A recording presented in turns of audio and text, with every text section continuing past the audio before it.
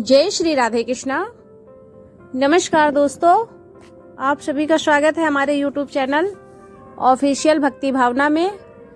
तो आज हम सुनेंगे पुरुषोत्तम अधिमास कथा अध्याय का 19वां भाग। पिछले अध्याय में आपने सुना कि भगवान विष्णु ने भक्त मोहन को अंतिम आशीर्वाद दिया और उसे भक्ति, सेवा तथा विनम्रता का संदेश संसार में फैलाने का आदेश दिया।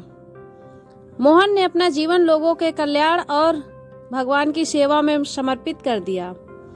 समय बीतता गया, मोहन की ख्याति दूर दूर तक फैल गई। लोग उसे संत और भगवान का प्रिय भक्त मानने लगे।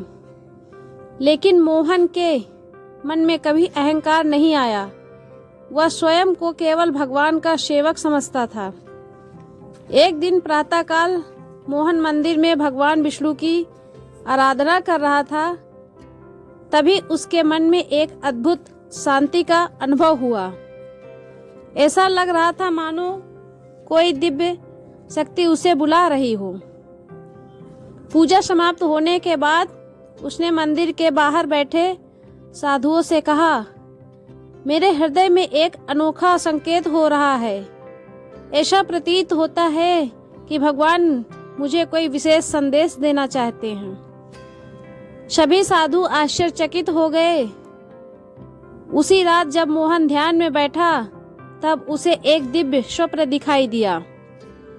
उसने देखा कि आकाश में एक स्वर्णिम मार्ग बना हुआ है। उस मार्ग के अंत में अद्भुत प्रकाश से जगमगाता वैकुंठ धाम दिखाई दे रहा है। उस दिव्य प्रकाश के मध्य भगवान विष्णु विराजमान थे। भगवान बोले, वत्स मोहन, तुमने पृथ्वी पर अपना कर्तव्य पूर्ण कर लिया है। तुम्हारी भक्ति, सेवा और त्याग से असंख्य लोगों का कल्याण हुआ है। मोहन ने विनम्रता से कहा, प्रभु, यह सब आपकी कृपा का परिणाम है। भगवान मुस्कुराए और बोले, जल्द ही तुम्हें वैकुंठ आने का निमंत्रण प्राप्त होगा, लेकिन उससे पहले तुम्हें एक अंतिम कार्य करना है। मोहन ने हाथ जोड़कर पूछा, प्रभु, आपकी क्या आज्ञा है? भगवान बोले, अपने शिष्यों और भक्तों को यह समझाओ कि सच्ची भक्ति केवल कठिन समय में भगवान को पुकारना नहीं, बल्कि सुख के समय भी भगवान को याद रखना है। यह कहकर भगवान अंतर्ध्यान हो गए। अगले दिन मोहन ने विशाल सत्संग का आयोजन कराया। हजारों लोग वहां एकत्र हुए। मोहन ने कहा, भक्तों, मनुष्य अक्सर दुख आने पर भगवान को याद करता है और सुख मिलने पर उन्हें भूल जाता है। लेकिन सच्चा भक्त वह है जो हर परिस्थिति में भगवान का स्मरण करता है। सभा में गहरा मौन छा गया। मोहन ने आगे कहा, धन, पद, प्रतिष्ठा और संसार की सभी वस्तुएं नश्वर हैं। केवल भगवान का नाम ही शाश्वत है। इसीलिए अपने जीवन का प्रत्येक कार्य भगवान को समर्पित करके करें। लोग उसकी बाणी सुनकर वाव विभोर हो गए उठे। कुछ दिनों बाद पूरे क्षेत्र में यह चर्चा फैल गई कि मोहन के मुखमंडल पर अद्भुत तेज दिखाई देने लगा है। ऐसा लगता है मानो स्वयं भगवान की कृपा उसके चारों ओर प्रकाश बनकर फैल रही हो। एक सुबह मोहन मंदिर में भगवान की आरती कर रहा था। तभी अचानक मंदिर में दिव्य घंटियों की ध्वनि गूंजने लगी। आकाश से पुष्पों की वर्षा होने लगी। सभी भक्त आश्चर्यचकित होकर यह दृश्य देखने लगे। तभी आकाश में एक दिव्य विमान प्रकट हुआ।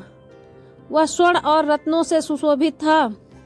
लोग समझ गए कि यह कोई साधारण घटना नहीं है। उसी समय आकाशवाणी हुई, हे भक्तों, भगवान विष्णु के परम भक्त मोहन ने पृथ्वी पर अपना कार्य पूर्ण कर लिया है। अब उसे वैकुंठ धाम आने का निमंत्रण प्राप्त हुआ है।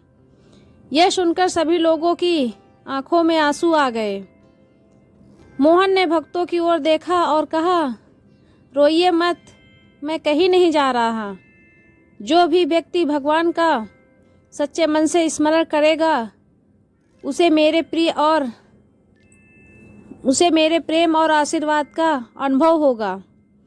फिर उसने सभी को भगवान का नाम जपने के लिए प्रेरित किया। पूरा वातावरण गूंज उठा। ओम नमो भगवते वासुदेवाय। जय श्री हरि विष्णु। जैसे जैसे नाम संकीर्तन बढ़ता गया, दिव्य विमान धीरे धीरे मंदिर के ऊपर उतरने लगा। मोहन ने अंतिम बार भगवान विष्णु की प्रतिमा के चरणों में प्रणाम किया। उसकी आंखों से प्रेम और कृतज्ञता के आंसू बह रहे थे। तभी भगवान विष्णु का दिव्य स्वरूप प्रकट हुआ। भगवान बोले, वत्स मोहन, तुमने संसार को प्रेम, दया और भक्ति का मार्ग दिखाया है। अब तुम्हारा स्थान मेरे धाम में है। मोहन ने हाथ जोड़कर कहा, प्रभु, यदि मुझसे कोई भूल हुई हो तो मुझे क्षमा करें। भगवान बोले, जिस हृदय में अहंकार नहीं होता वहाँ भूल भी पाप नहीं बनती। तुम मेरे प्रिय भक्त हो। ये सुनकर सभी भक्त भाव विभोर हो गए। मोहन दिव्य विमान में बैठ गया। विमान धीरे धीरे आकाश की ओर बढ़ने लगा। सभी लोग भगवान का नाम लेते हुए उसे विदा करने लगे।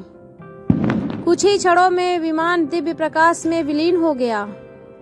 लेकिन उसी समय आकाशवाणी हुई, जो व्यक्ति श्रद्धा से पुरुषोत्तम मास का पालन करेगा, भगवान विष्णु की भक्ति करेगा और दूसरों की सेवा करेगा, उसे भी मेरे धाम का मार्ग प्राप्त होगा।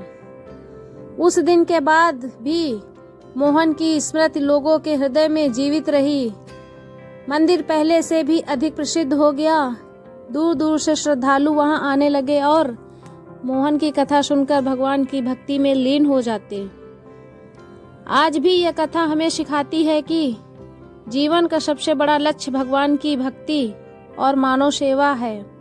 जो व्यक्ति निष्काम भाव से भगवान का स्मरण करता है, उसके लिए स्वयं भगवान वैकुंठ के द्वार खोल देते हैं। यदि आपको यह कथा पसंद आई हो तो वीडियो को लाइक करें, शेयर करें और हमारे चैनल ऑफिशियल भक्ति भावना को सब्सक्राइब करना ना भूलें और कमेंट में अवश्य लिखें, जय श्री हरि विष्णु। धन्यवाद। जय श्री राधे।